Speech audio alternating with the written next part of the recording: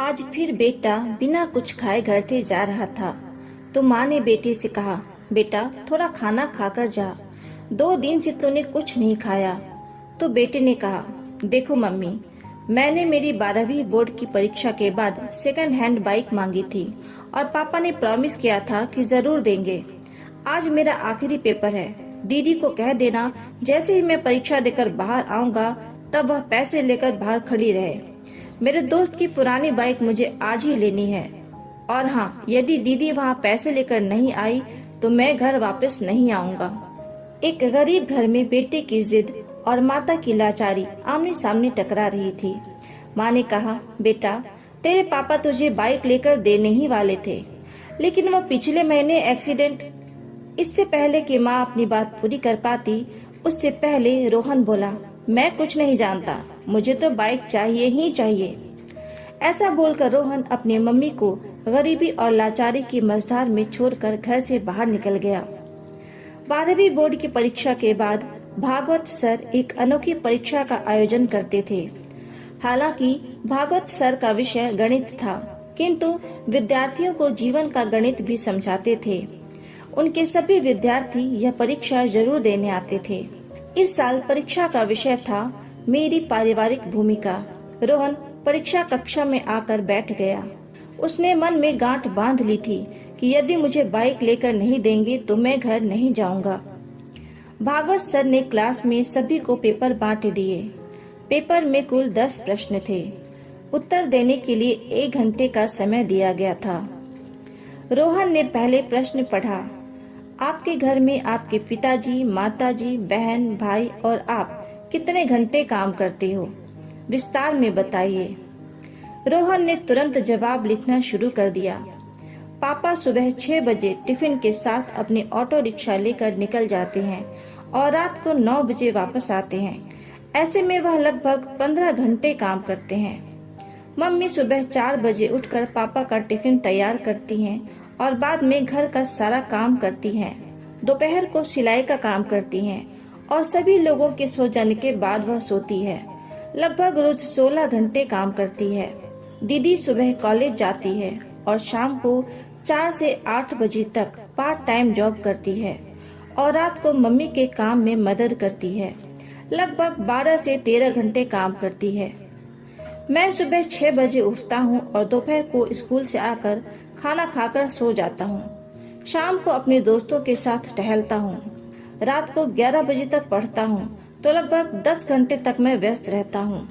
पहले सवाल के जवाब के बाद रोहन ने दूसरा प्रश्न पढ़ा, आपके घर की मासिक कुल आमदनी कितनी है?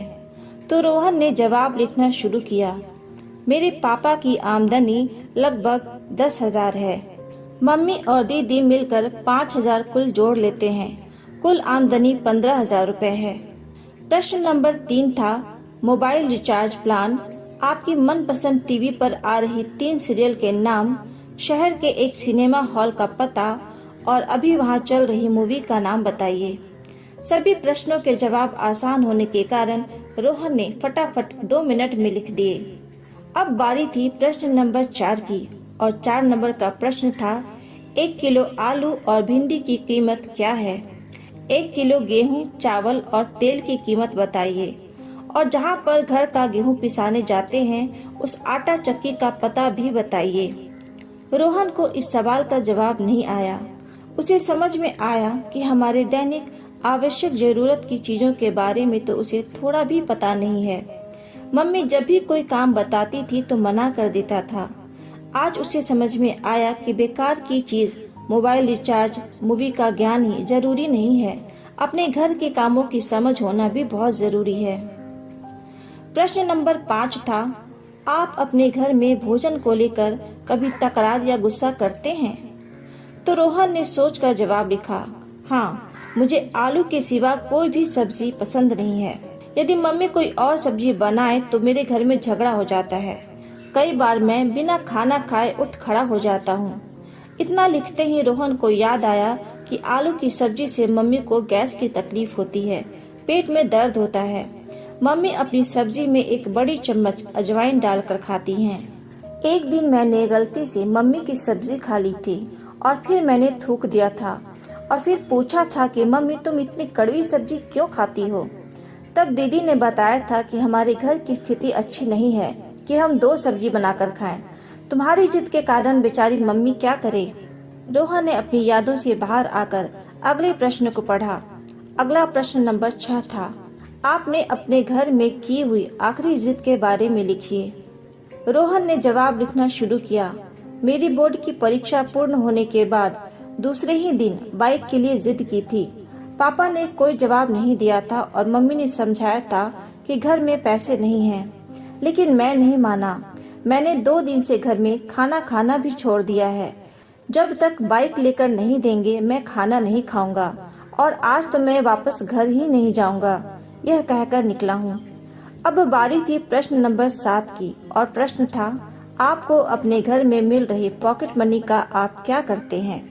आपके भाई बहन अपनी पॉकेट मनी कैसे खर्च करते हैं? तो रोहन ने जवाब लिखना शुरू किया। हर महीने पापा मुझे 100 रुपए देते हैं, उससे मैं अपने पसंद का परफ्यूम और चश्मा लेता हूँ या अपने दोस्तों के साथ छोटी मोटी पार्टियों में खर्च करता हूँ। मेरी दीदी को भी पापा 100 रुपए देते हैं। वह खुद भी कमाती है और पगार के पैसे से मम्मी को आर्थिक मदद भी करती है। हाँ, उसको दिए गए पॉकेट मनी को वह गुल्लक में डालकर बचत करती है। उसके किसी प्रकार के कोई शौक नहीं है क्योंकि वह कंजूस भी है। इसके बाद प्रश्न था 8। आप अपनी खुद की पारिवारिक जिम्मेदारी को समझते हैं? यह प्रश्न अटपटा और मुश्किल होने के बाद भी रोहन ने जवाब लिखना शुरू किया। परिवार के साथ जुड़े रहना चाहिए, एक दूसरे के प्रति समझदारी से व्यवहार करना चाहिए, एक दूसरे की मदद करनी चाहिए और ऐसे अपनी जिम्मेदारी निभानी चाहिए। यह लिखते लिखते ही अंतरात्मा से आवाज आई, रोहन तुम खुद अपनी पारिवारिक जिम्मेदारी को योग्य रूप से निभा रहे हो क्या? और अंतरात्मा से जवाब आया, नहीं, बिल्कुल नहीं। अब प्रश्न नंबर 9 था। आपके परिणाम से आपके माता पिता खुश हैं? क्या वह अच्छे परिणाम के लिए आपसे जिद करते हैं, आपको डांटते हैं? इस प्रश्न का जवाब लिखने से पहले रोहन की आंखें भर आई। अब वह परिवार के प्रति अपनी भूमिका बराबर समझ चुका था। उसने लिखने की शुरुआत की। वैसे तो मैं कभी भी मेरे माता पिता को आज तक संतोषजनक परिणाम नहीं दे पाया हूँ, लेकिन इसके लिए उन्होंने कभी भी जिद नहीं की। मैंने बहुत बार अच्छे रिजल्ट के प्रॉमिस तोड़े हैं, फिर भी हल्की सी डांट के बाद वही प्रेम बना रहता है। इसके बाद आखिरी प्रश्न था प्रश्न नंबर 10। पारिवारिक जीवन में असरकारक भूमिका निभाने के लिए इन छुट्टियों में आप कैसे अपने परिवार की मदद करेंगे? जवाब में रोहन की कलम चले इससे पहले ही उसकी आंखों से आंसू बहने लगे। जवाब लिखने से पहले ही कलम रुक गई। बेंच के नीचे मुंह रखकर रोने लगा। फिर से कलम उठाई, तब भी कुछ लिख न पाया। 10वें प्रश्न का जवाब दिए बगैर उसने पेपर सबमिट कर दिया और बाहर आ गया। स्कूल के दरवाजे पर दीदी को देखकर रोहन उसकी ओर दौड़ पड़ा। जैसे ही दीदी के पास पहुंचा, दीदी ने कहा, भाई यह ले 8000, मम्मी ने कहा है कि बाइक लेकर ही आना।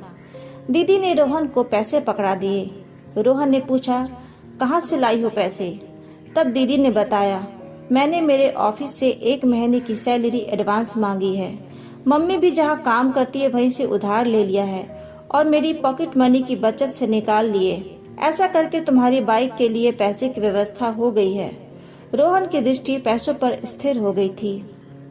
दीदी फिर बोली, भाई मम्मी को बोलकर निकले थे कि पैसे नहीं दोगी तो मैं घर पर नहीं आऊँगा। अब तुम्हें समझना चाहिए कि तुम्हारी भी घर के प्रति जिम्मेदारी है। मुझे भी बहुत शौक है, लेकिन मैं अपने शौक की बजाय अपने परिवार को ज्यादा महत्व देती हूँ। तुम हमारे घर के सबसे लाडले हो, इसलिए पापा के पैर में फ्रैक्चर होने के बावजूद भी रोज ऑटो चलाते हैं ताकि तुझे बाइक दिलाने का प्रॉमिस पूरा कर सके। बाकी तुमने तो अनेकों बार अपने प्रॉमिस तोड़े ही है ना। रोहन के हाथ में पैसे देकर दीदी घर चली गई। उसी समय रोहन का दोस्त वहां अपनी बाइक लेकर आ गया। उसने अच्छे से बाइक को चमका दिया था। दोस्त ने कहा, ले रोहन, आज से यह बाइक तुम्हारी। सब 12,000 रुपए में मांग रहे थे, मगर यह तुम्हारे लिए 8,000 में। रोहन बाइक की ओर एक टक देख रहा था और थोड़ी देर बाद बोला, दोस्त तुम अपनी बाइक उसे 12,000 वाले को ही दे देना। मेरे पास पैसों की व्यवस्था नहीं हो पाई है और होने की संभावना भी नहीं है। यह कहकर रोहन सीधा भागवत सर के केबिन में जा पहुंचा। भागवत सर ने रोहन की ओर देखा और पूछा, अरे रोहन, कैसा लिखा है पेपर में?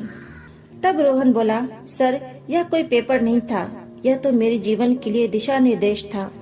मैंने एक प्रश्न का जवाब छोड़ दिया है, किंतु वह जवाब लिखकर नहीं, अपने जीवन की जवाबदेही निभा कर दूंगा।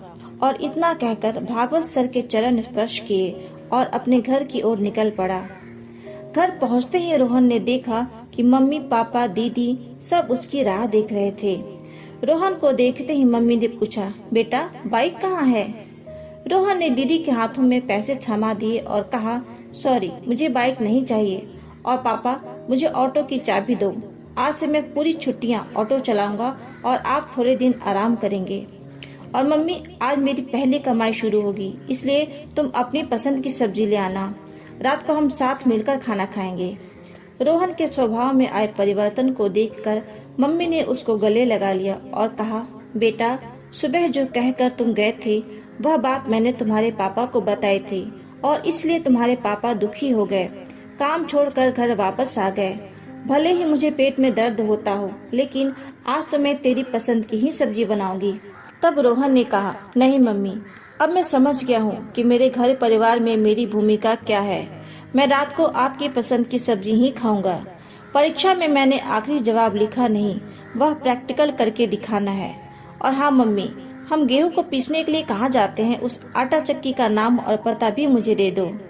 इसी समय भागवत सर ने घर में प्रवेश किया और बोले, वाह रोहन, वाह, जो जवाब तुमने लिख कर नहीं दिया वह प्रैक्टिकल जीवन में करके दोगे। रोहन भागवत सर को देखकर आश्चर्यचकित हो गया और बोला, सर आप और यहाँ?